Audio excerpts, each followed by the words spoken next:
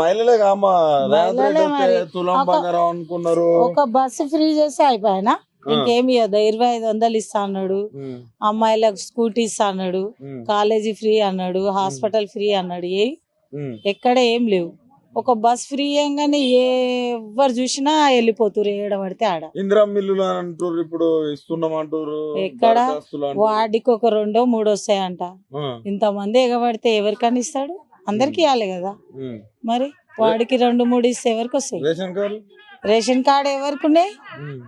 First ఆయన ఇచ్చినే ఉన్నాయి. పెళ్లిలైన వాళ్ళకి తులం బంగారాలు గిట్ట ఎవరికి రాలే ఇంకా.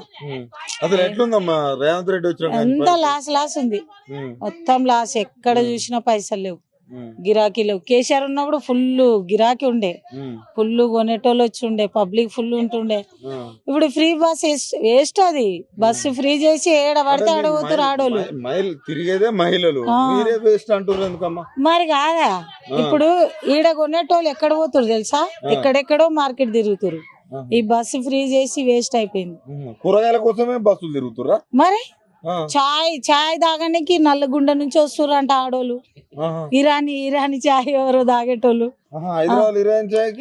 నల్లగుండ నుంచి 5 మంది ఆడోళ్ళు వచ్చి తాగి మేము చాయలు తాగినామని అది పెట్టిరు వాట్సాప్ లా.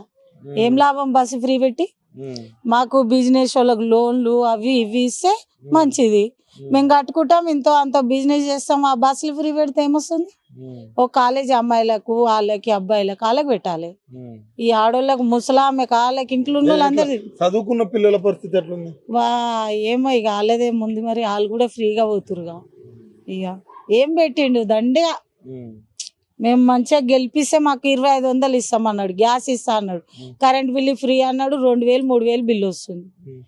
మహిళలతో మీటింగ్ కూడా పెడతాడు, కోటీశ్వరాలను చేపిస్తా. ఏడా అందరు బిచ్చగాళ్ళు అయిపోయారు. ఏడా కోటీశ్వరులు అయిపోయిండు బిచ్చగాళ్ళు. ఇప్పుడు పొద్దున్న నుంచి అమ్మితే 500 అమ్మలే. ఎవరైనా ఉన్నారా జనాలు? ఎక్కడ పోయి ఫుల్ అమ్మేది 2000-3000 అమ్మేది. ఇప్పుడు ఎట్లా 500 అమ్మలే? ఎట్లా తినాలి? మాలకేం కట్టాలి, ఇట్లా కట్టాలి. ఎక్కడ పోతురు ఇప్పుడు జనాలు? ఆడోళ్ళు ఎక్కడ పోయారు, మగోళ్ళు ఎక్కడ పోయారు? ఇంత ముందు పొద్దంతా వేసినా మాకు 1000 రూపాయలు వచ్చేది. ఇప్పుడు 200-300 వస్తలేవు. పొద్దంతా అమ్మినా 1000 రూపాయలు అమ్ముతలేము.